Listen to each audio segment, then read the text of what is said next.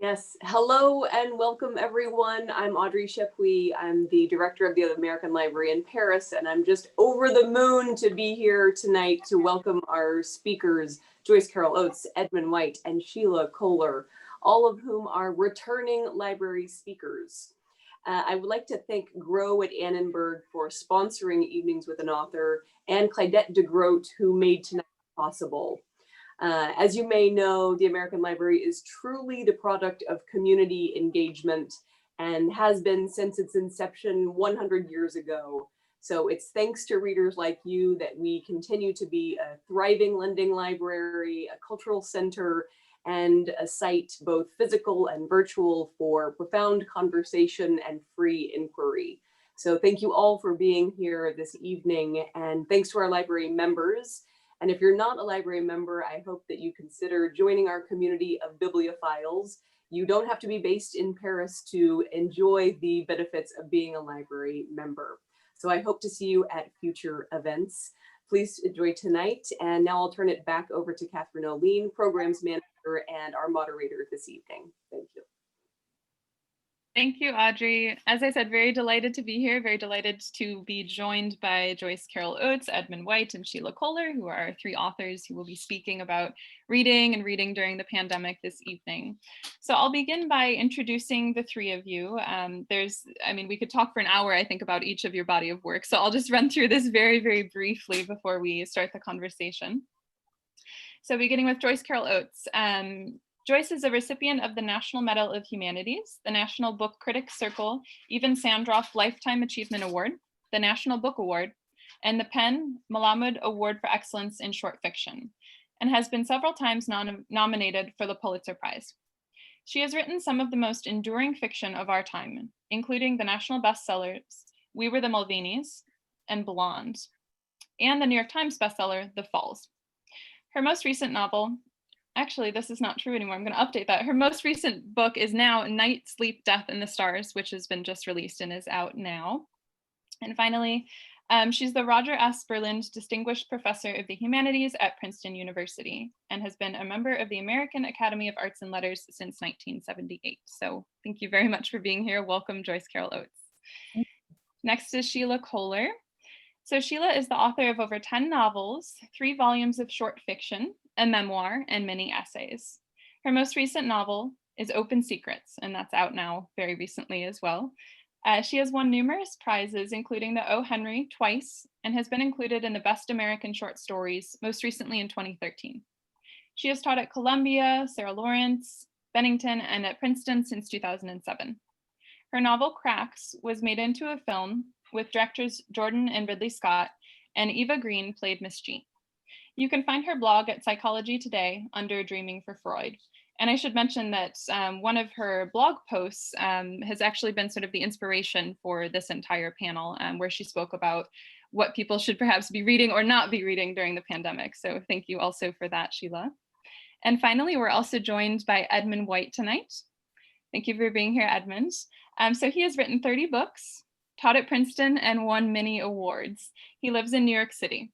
His most recent novel, A Saint from Texas, is out now. So thank you again to the three of you for being here. And I thought I would start by sort of sketching a little bit more, how this panel sort of came together, what we hope to accomplish here tonight, and what we'll be speaking about. So I wanted to open by saying that reading can mean different things to different people at different times. We read to learn, we read to escape, we read to confront things, to enjoy, to find ourselves, to learn more about others. We read to time travel, we read to remember, but also to forget, and to laugh as well as to cry. So the reasons for reading, I think, are sort of endless. And for each of these goals or aspirations that we bring with us when we open a book, I think we have a corresponding genre or an author, a voice, or perhaps a series that gives us this encounter that sort of makes sense and that fulfills us. And I just wanted to begin by thanking the authors again who are with us, and authors in general, because you really make this magic possible for us. And I'm really honored to be able to speak with you about reading tonight. And I would imagine that you identify not only as writers, but of course as readers yourselves. So I wondered if we could start by having the three of you kind of sketch your identities as readers. You know, we'll get a bit later, we'll get into the question of like, what have you been reading specifically in the pandemic, but this is more about, you know, have you always loved to read? What type of genre do you gravitate towards? Where do you find inspiration in reading? So with that, let's go ahead and start with you, Sheila. Thank you for being here. Thank you to everybody for the organization of this afternoon for us, evening for you. Particularly thank you to Claudette de Groot for putting me in contact with Catherine and just making this possible. And such a pleasure to be here with my colleagues and mentors, Joyce Carol Oates and Edmund White. So you want to know about the reading through my life? Oh, goodness. Well, I started like most people very young, but I didn't come from a family where the reading was really considered what one should do. My mother always said to us, we don't read in the morning, we have to wait until the afternoon. So it was sort of considered a guilty pleasure in a way. And maybe that was a good means of getting us to read. So then we would read, you know, with a torchlight under the bedclothes or in the morning, of course, when she didn't want us to be reading. And I remember her finding my ex-husband actually reading in the morning on the bed, reading Jane Eyre, I think he was reading. And she was very, very disapproving of that. And she said that was a bad sign. Anyway, so started young, went to, you know, I come from South Africa. And so my reading at school was very much sort of 19th century reading, you know, and many of the women authors, actually, the Brontes, you know, George Eliot, Jane Austen. So I sort of started out there. And of course, I came back to it eventually and wrote a novel called Becoming Jane Eyre. Anyway, so, but it was sort of limited. And then when I came to France, because then I moved on to France, I discovered the French writers and, you know, Camus and Marguerite Duras. And I think I was very influenced by her, particularly at that stage of my life. And then, of course, the great Russians. I could go on. I don't really have one particular genre that I'm. And then, of course, there is the short story, and I'll talk about that a little bit. But I've been using that in my teaching this semester because I'm teaching a class called How People Change and the Short Story as an example of these moments of change. So I'm a great fan of the short story as well as the long novel. And the first freshman seminar that I taught was actually on Joyce Carol Oates. And there I had a little bit of choice of everything because of course Joyce has written everything. So we did the, you know, the short, the short story, the novella, the novel. I didn't do poetry, but I could have. And I didn't do essays, and of course I could have. But so, I don't know. Anyway, for me, reading is just a great joy. It's my escape. It's my way of finding out who I am. It's, of course, in these dark days, it's really my life. So that's my reading history. Thank you so much for sharing, Sheila.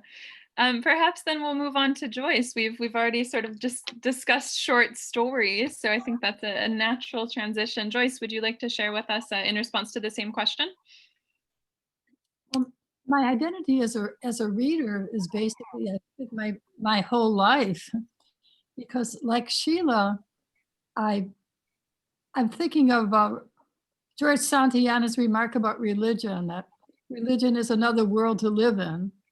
And so this other world of the imagination is really where I spend most of my time. If I'm not writing myself, I'm reading.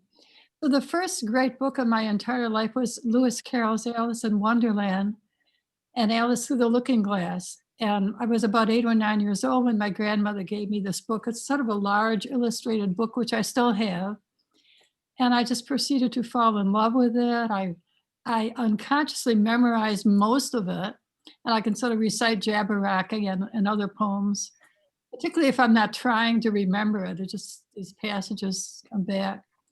So I think that my experience as a girl on a farm in upstate New York, of course, I didn't realize it was not a very prosperous farm, and our lives were somewhat impoverished, but I had no idea of that.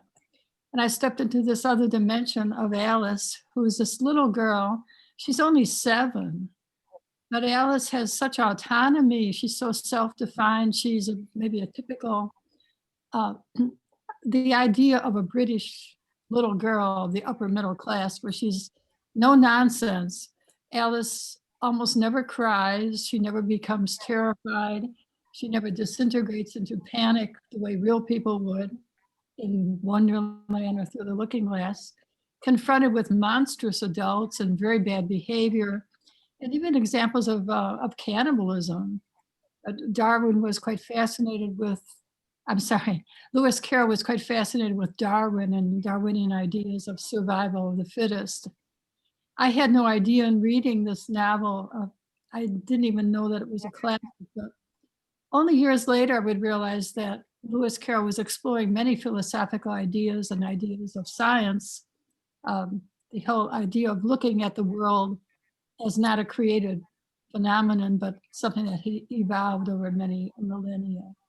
So all that was sort of lying ahead of me. And I think that Alice in Wonderland and Through the Looking Glass prepared me for a world of adults behaving in ways that are not mature and retaining the child's perspective as the outsider who's questioning and skeptical. So that's maybe my great work. And it sort of has rippled through my entire life. The use of surrealism, the use of playfulness, the use of a kind of deceptive surface, and there's a subtextual meaning that's below. And maybe I'll turn it over to Edmund now to continue. Great, thank you, Joyce. Yes, Edmund, please go ahead. Can you hear me? Yes. Well, my first, I never wanted to read children's books, and the librarians were always irritated with me because they were trying to steer me toward Treasure Island or something like that. But I only wanted to read mature books and preferably scandalous ones. So there was a book that I grew up in Evanston, Illinois, more or less, and there was a book that was hidden behind the librarian's desk called Thais, and I was certain at 3rd grade I wanted to read that, and so they said no, it was forbidden to children.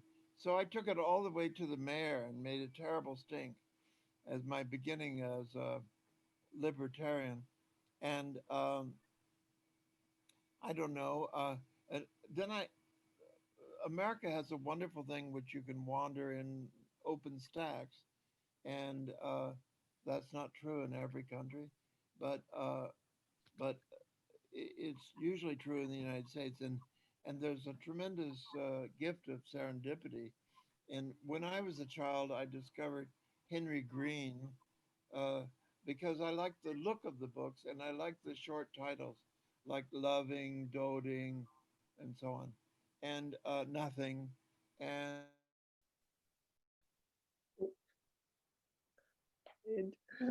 We've just lost Edmund. Hold on. I'm going to ask to unmute again, see if we can get him back.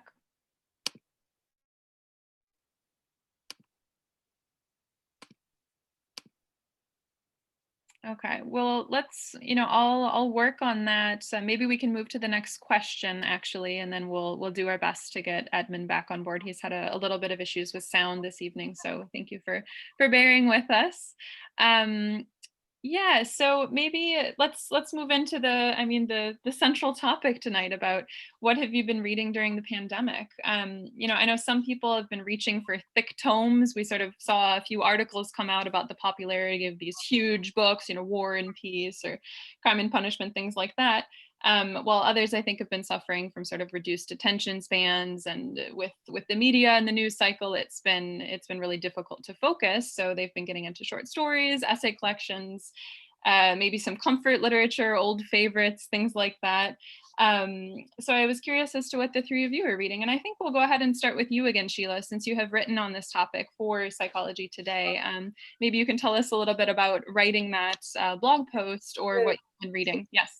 Yes, well, those books, the books that I'm going to recommend really came out of a conversation with a friend, and she may be there watching this evening.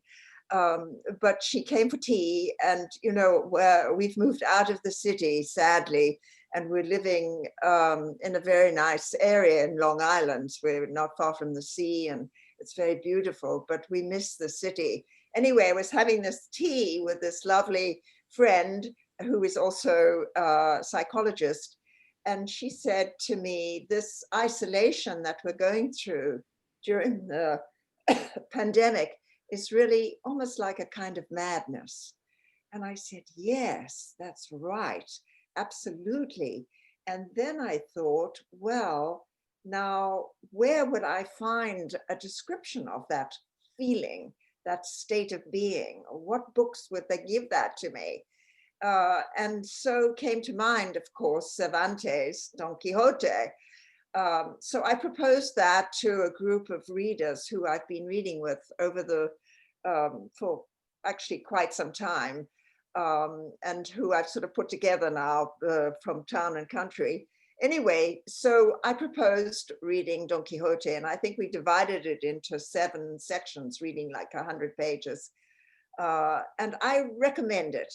I mean, it is not perhaps the easiest book to read because it's not plotted the way other books sometimes are. But this book combines both the ability to use your mind and your intellect and follow this history of a writing of a book, because it's the book about a writing of a book.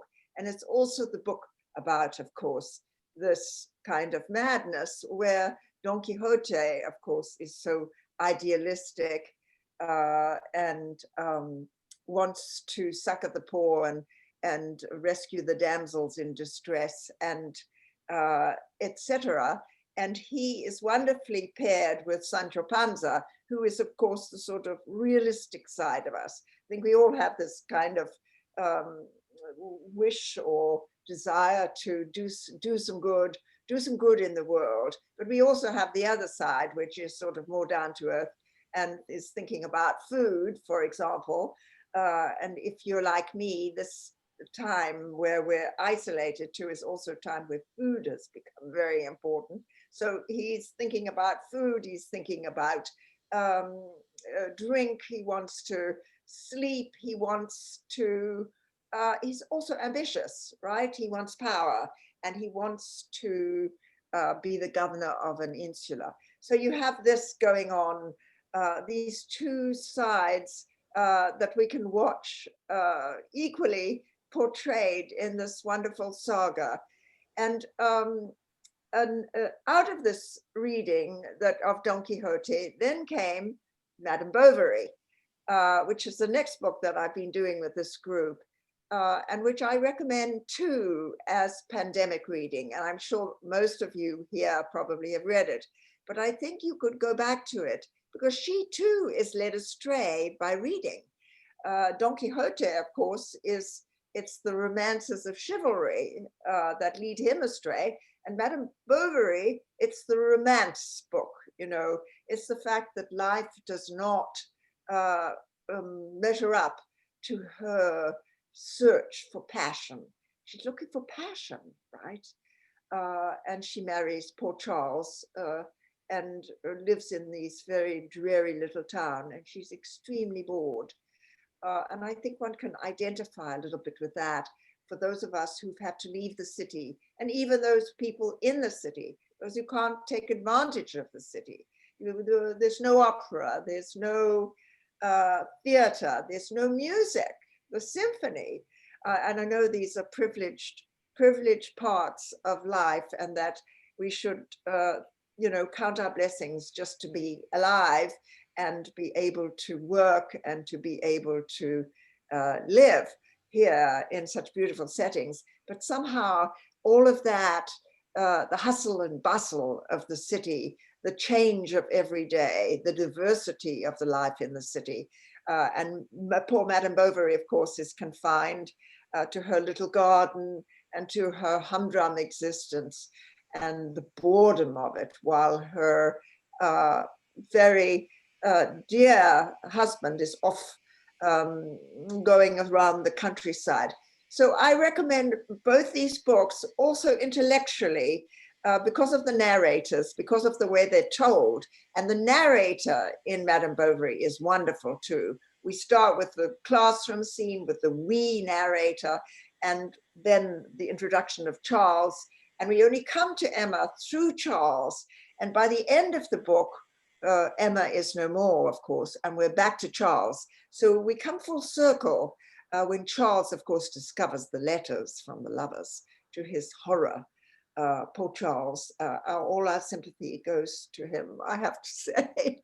But still, we're fascinated by this book, and it's definitely worth taking up again, just for the language. So no, let me pass the baton on and stop there, although there are all the short stories I could talk about, and I recommend the short story too. So yes, it's hear from them. I hope Ed is, we haven't lost Ed.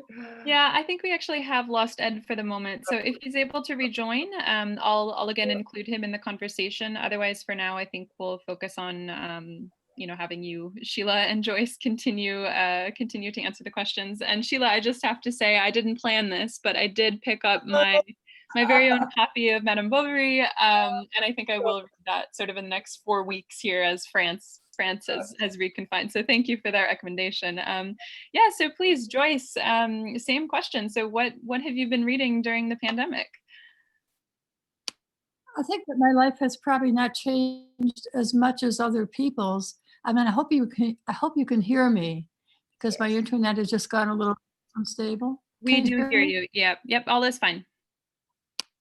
Yeah, good. I think my life hasn't changed all that much because of the pandemic.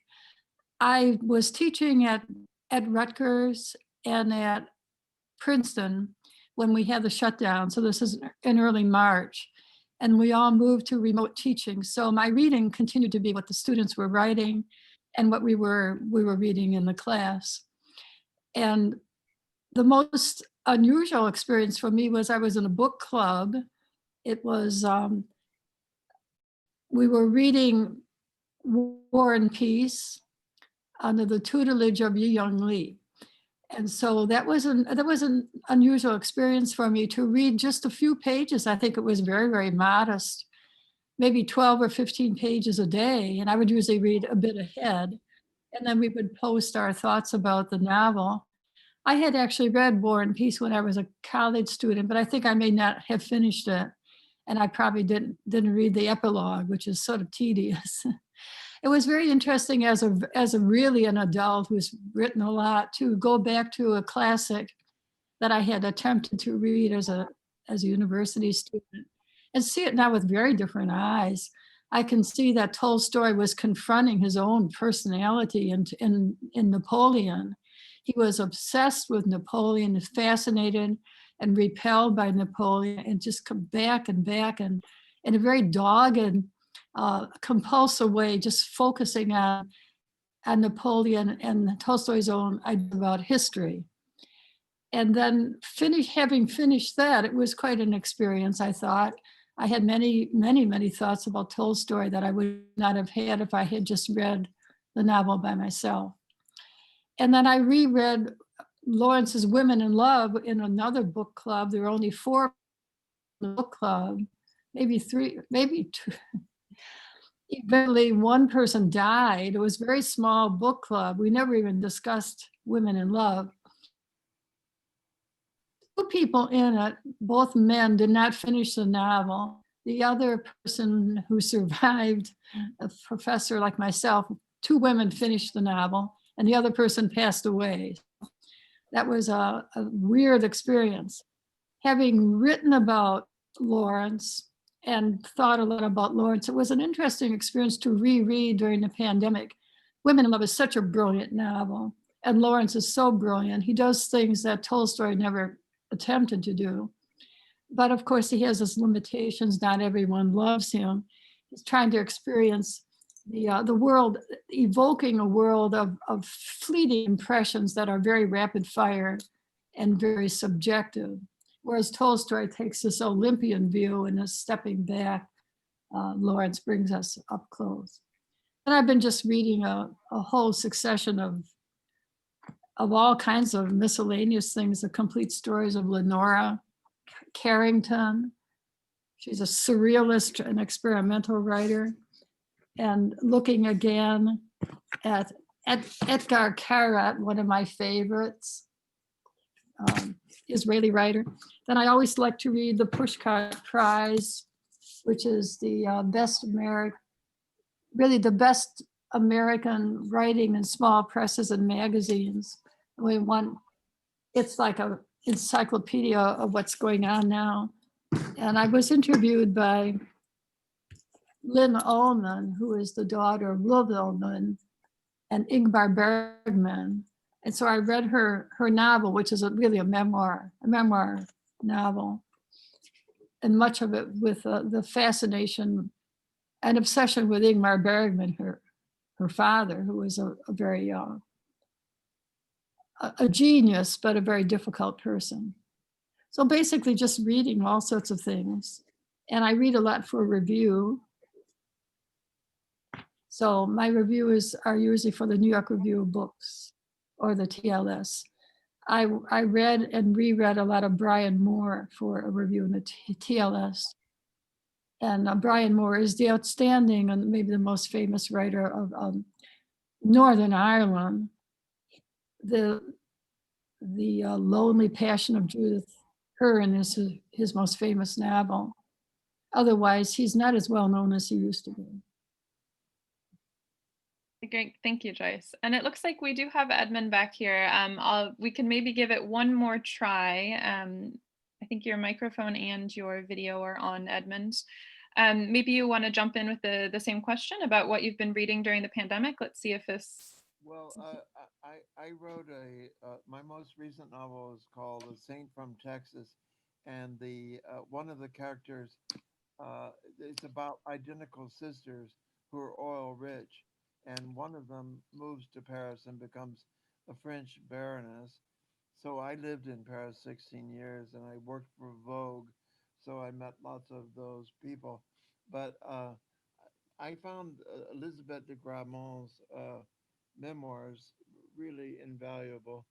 And I mean, she was a Rothschild, and she grew up in Paris among the Gratins, and she describes it all really marvelously well. And then I, like Joyce, I have to review a lot. And the book I enjoyed the most, which is coming out in January, which I reviewed for Publishers Weekly, is called The Prophets by Robert Jones. And I'm known as a gay writer, so I always get all the gay things. Uh, and this is about two slaves uh, in um, before the Civil War, two men who fall in love with each other, and it sounds silly, but it's a great novel, and it's a first novel, and I think it'll make a big splash. It's Robert Jones Jr., The Prophet, and then as a gay writer, I was asked to write a new introduction to Denton Welch's In Youth is Pleasure, and which is a kind of masterpiece. And I mean, he was an English writer who died early of an accident, and he had a bicycle accident, and he never really recovered. But he did write this book and another one, A Voice Through the Clouds, in the hospital. And he's a wonderful writer, very strange, very quirky, unlike anyone else, unless it would be a little bit Ronald Furbank, but nobody really. Then I've been reading this book, The Orchard, uh, which is this woman is dead, but I think it's sad that she's dead because she's a great poet, Bright Pegeen Kelly, and and this book, I guess, is the kind of book of poetry that a prose writer likes because the poems are very prosy and tell stories. And then I wrote the introduction to Malaparte's Diary of a Foreigner in Paris. And so, in order to write that, I reread this great biography, which won the Goncourt uh, of Malaparte, which an Italian, Maurizio Serra, wrote in French. And it, I think Malaparte is one of the great writers. And so that was a thrill. And just for fun, I read Graham Greene's um, The Human Factor, which is very spooky story of Soviet spies. Now, Yi Yun Lee and I are reading together The Beginning of Spring by Penelope Fitzgerald, which is about Russia at the turn of the 20th century, the beginning of the 20th century, is about English people living in Russia, and it's terribly funny. And Yi Yun and I read, she's a big figure in this conversation, I can say, but we read it every day at 5. We just read another chapter. It's very easy, and we love that. I interviewed on Skype this guy, Renato Morocco, who wrote about the last years of Oscar Wilde, and it's a really fascinating book because, as an Italian, he discovered all of these interesting interviews of Wilde that nobody ever knew talked about in the English speaking world, which were published in the Naples newspaper and so on.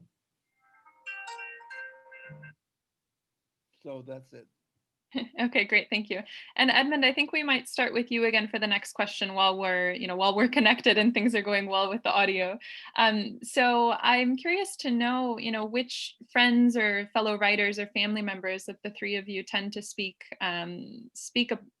with when you are reading something, or who do you take your book recommendations from, that type of thing. And whether these conversations have continued in the pandemic, whether that's something that you're speaking about more, whether it's what you're reading or what you're writing, or whether you're sort of focused on different sorts of things, as there's a lot going on in the world, whether that has taken a back seat in some of those relationships. So yeah, who do you talk to about books? Giuseppe Gullo, who is one of my best friends and who's a very educated man from Sicily, who speaks perfect English and who is a cancer doctor here in New York, and who is writing a wonderful novel. And so he reads his novel to me and I read mine to his. And it sort of gives me a goal because I think a lot of writers that I've spoken to have been very frozen and unmotivated and listless during the epidemic. But he gives me an assignment to read to him every 2 days. So that's kept me going. All right, fantastic. And either Joyce or Sheila want to jump in next on that same, perhaps Joyce? Who have you been speaking to about books? Well, whenever I speak with Edmund, we talk about books all the time, and it was fascinating to hear what Edmund has been reading and reviewing. So I'm just sort of taking notes here. And I do a lot of email correspondence because I'm not really seeing a whole lot of people. So we talk about the books we're reading. Just I may be writing to 20 or 30 people. It's quite scattered. We talk about what Netflix series we might be watching too. So it's basically just a wide range of associations. And of course, I'm teaching, I have about 22 students altogether at Princeton, at NYU, and I have some students who I'm working with as an advisor for their senior theses. So we talk about generally all these things. Okay, great. And Sheila, do you want to jump in on the same question? Yes, well, I'll jump in there. Talking about, I have this privilege of teaching a freshman seminar at Princeton with these very bright young people.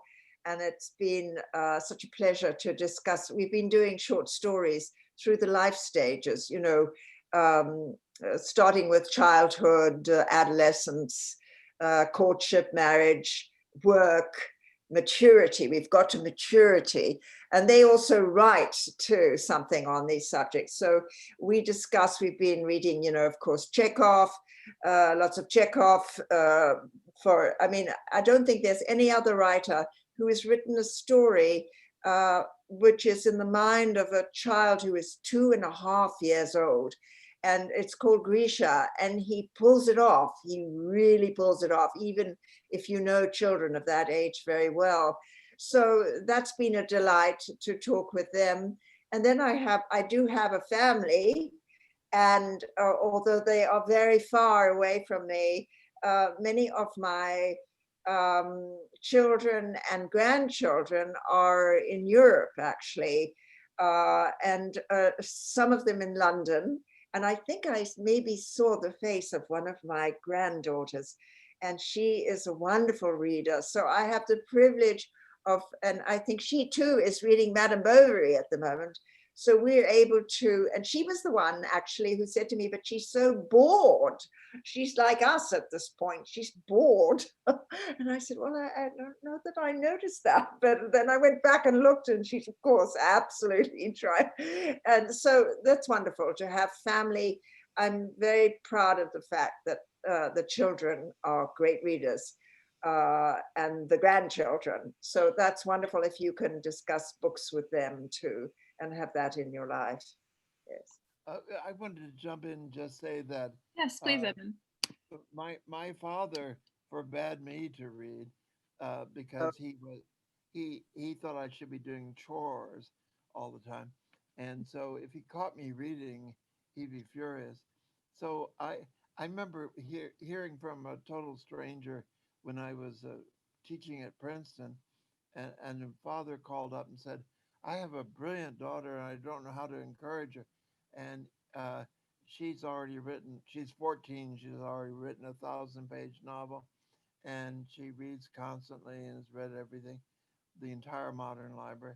And he said, what should I do for her to make her a really good writer? And I said, forbid her to read. And but I think that is a theme. Maybe Joyce wasn't forbidden to read, but Sheila and I both were. Let me jump in. I'll take up something that said a minute ago about when something's forbidden to us. It was Ulysses that was the novel that I was not allowed to even look at the public library. So I didn't get back in the stack somehow, and I was looking at the novel, the book, and opening a stately plump Buck Mulligan, the big capital letters, and be quite captivated. Though I was too young to understand Ulysses, to understand the wonderful language of James Joyce, I remember being so captivated by it, and I just couldn't wait till I got old enough that I could read something like that. Great. That's fascinating. Great, thank you for sharing. So I thought maybe we'd move next to one of the other major themes, I think, of reading during the pandemic has been reading the news. We've had much more time to read the news, and there have been many more reasons to read the news, whether you're, using sort of digital resources to access that, or going old-fashioned with the newspaper and still getting those delivered. But it's been sort of a troubling thing too. I mean, there's been a lot of talk about how we should be protecting our mental health by perhaps limiting, measuring our intake of the news right now. So I wondered how consciously have the three of you perhaps been measuring that intake, or have you gone crazy with reading the news because you have more time? I know, we've heard about this new phenomenon. Maybe it's not new, but it's been a really present phenomenon during the pandemic of doom scrolling. So let's say you're on your phone and you just sort of can't stop reading these painful, terrible posts and stories. But that's actually, of course, very, very damaging to our mental health. So I think it's important to build in other types of reading habits alongside. But yeah, maybe we'll start with Sheila then. What has your relationship been like to print news in this time? Well, I do. We are very old-fashioned, but it's one way to connect with the city. As we've had to move out, we do get the New York Times, and I go down the lane and pick it up from the ground, and that's like the big high of the day, where I can carry it back and open it up. And I don't always read everything in it, but I read some of the things if it's not too, it becomes a little repetitive. And there is a sense of panic and fear in the air here with the elections coming on, and everybody's so afraid that, their things will not go according to plan or whatever you wish is the plan. So we don't actually have a television here. We don't tune in. But we on the screen we watch PBS, the public news, and we do watch that in the evening religiously. Judy Woodruff, who is sort of like, somebody who we sort of really feel that we're connected. We know her, so it's important. But after dinner, then it's more. I have to admit, we've been watching quite a lot of movies. Oh, and Joyce, I wanted to tell you that I think I watched something, a Zoom that you were doing with a very charming young man, where you were actually talking about some movies, and one of them was The Innocents. Oh, yes. Am I right? Yes. Eric Anderson. Yes, we watched that, and it was just incredible. So we've watched a lot of wonderful old movies too, I have to admit, as a antidote to what's going on here now. Yes. Absolutely. Yeah, I should have mentioned that too about the election. This could almost be a panel of reading not only during the pandemic, but also in advance of these very tumultuous US elections. So maybe we'll move on to Edmund with the same question.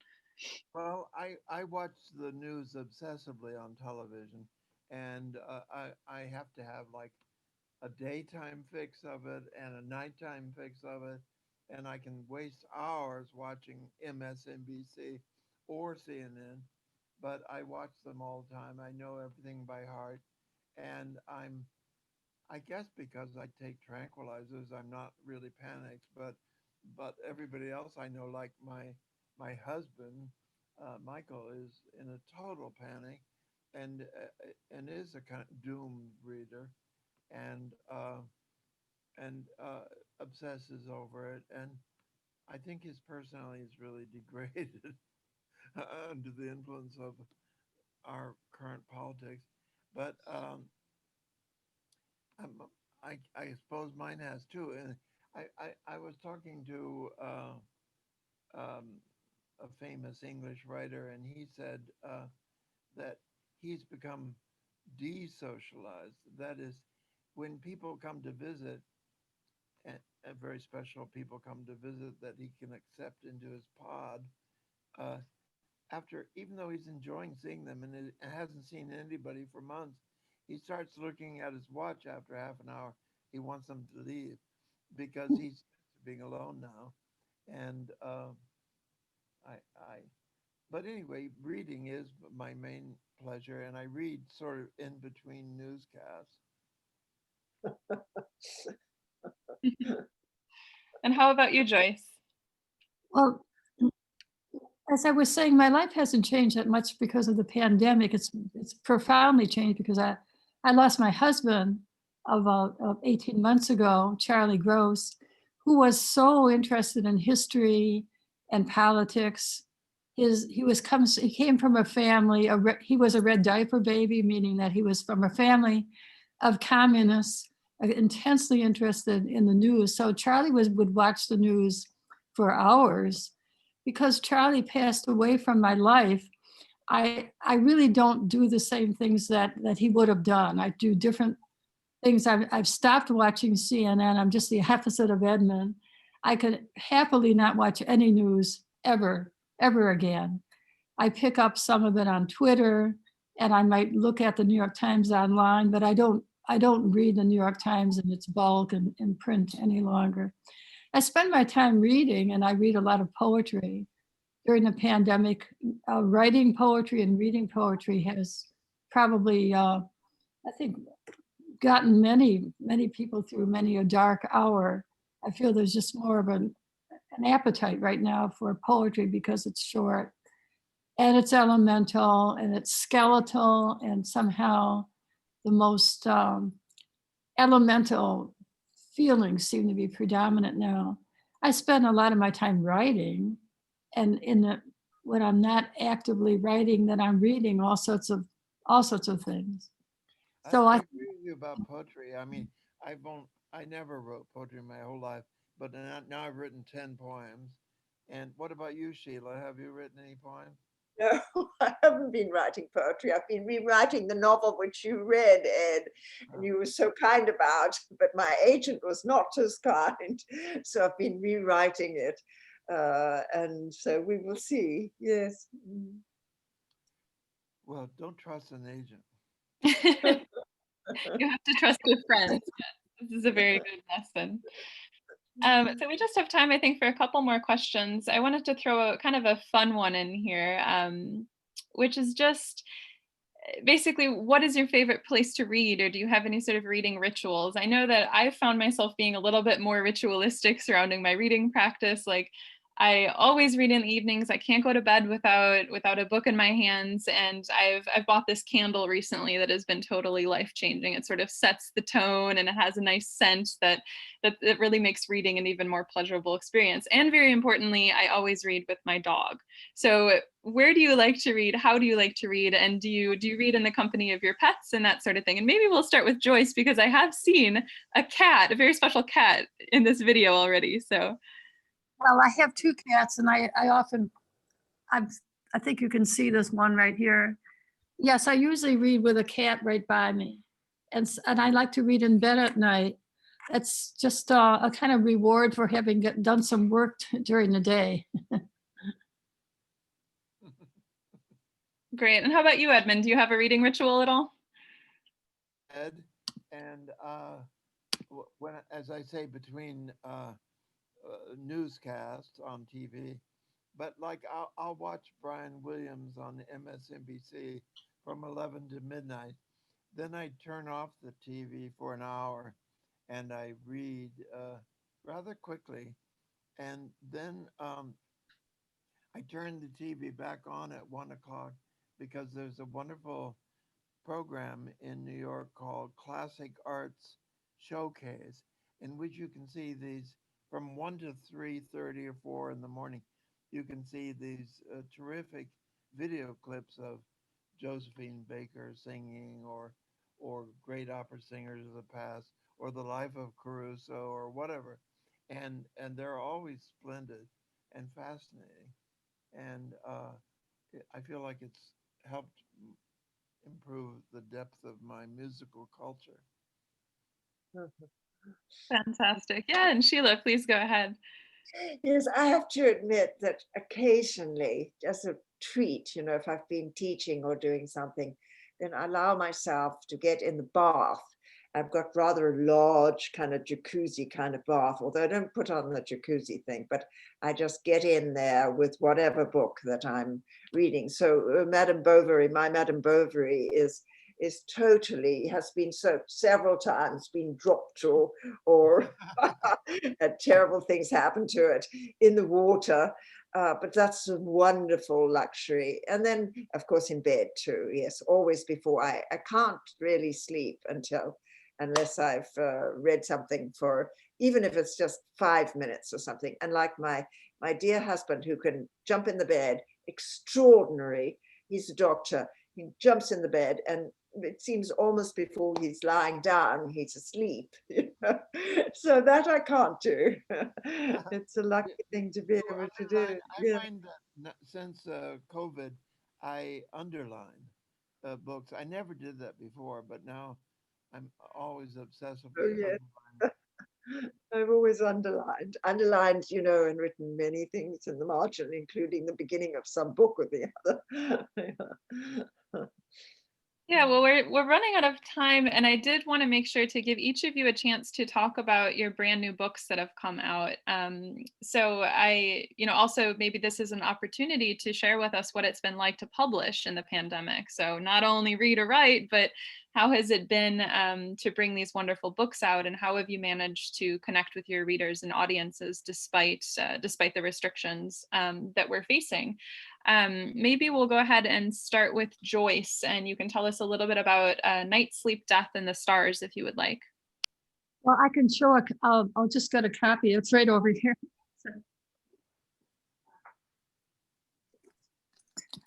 Well, I've done a number of very interesting Zoom interviews and conversations about this novel.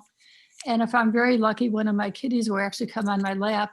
And people are so much more interested in the cat than anything I can say. It kind of livens up.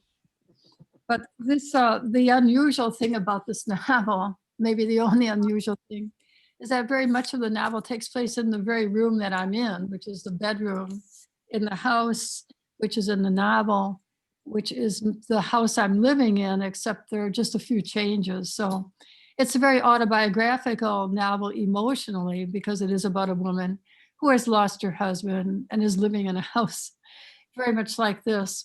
There isn't a pandemic in the novel because I wrote it a few years ago.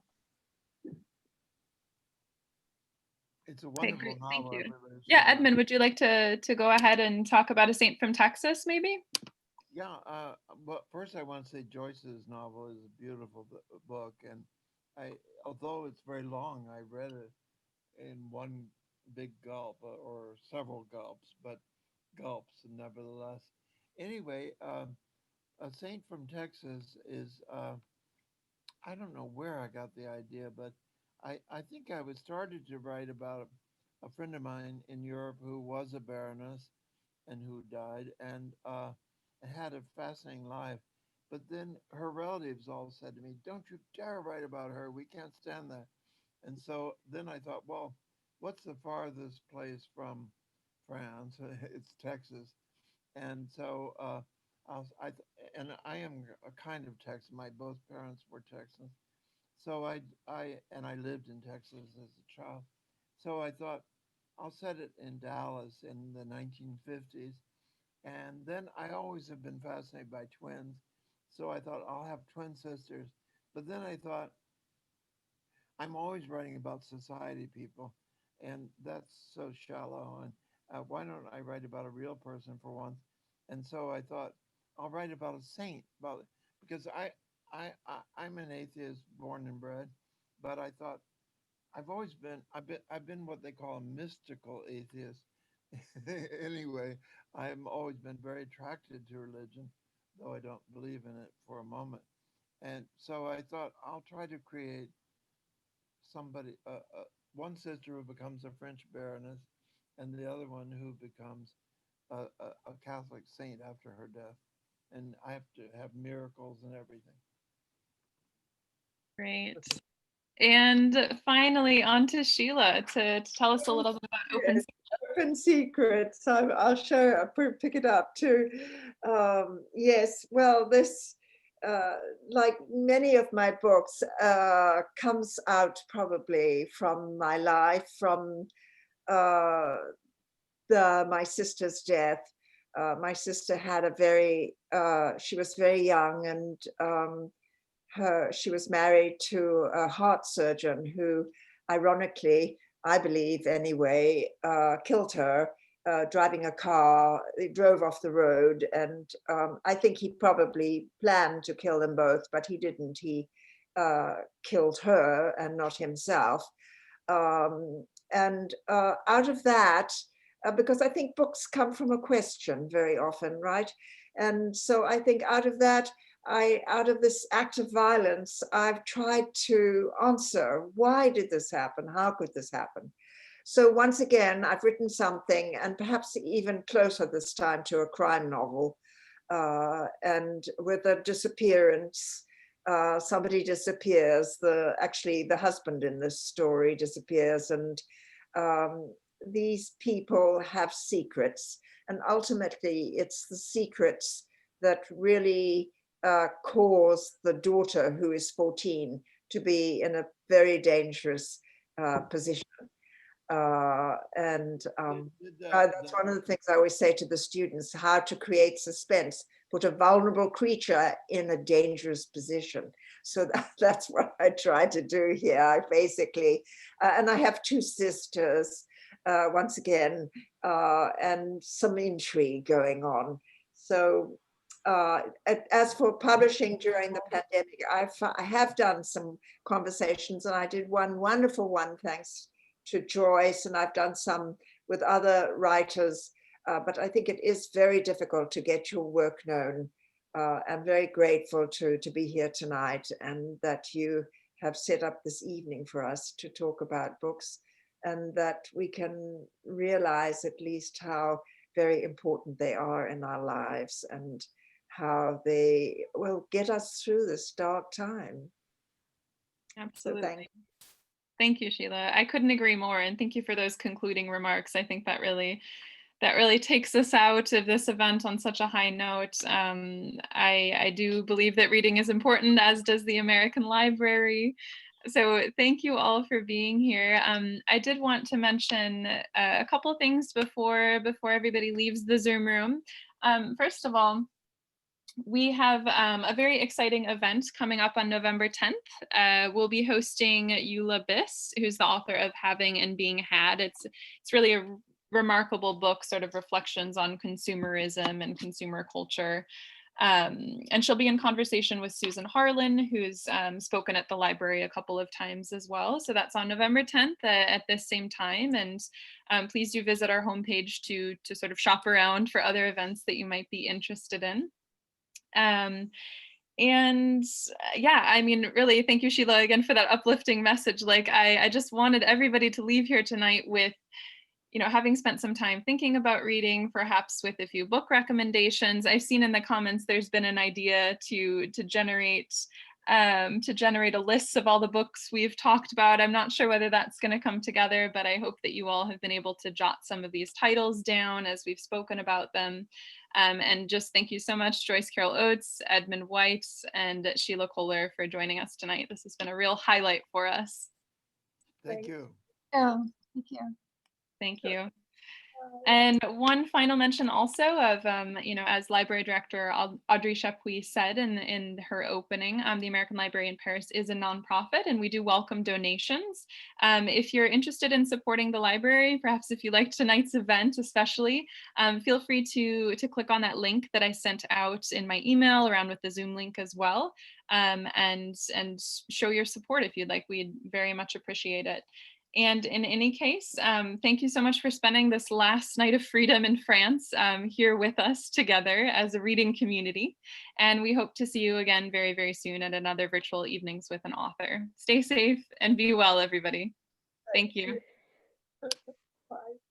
Bye. Bye-bye.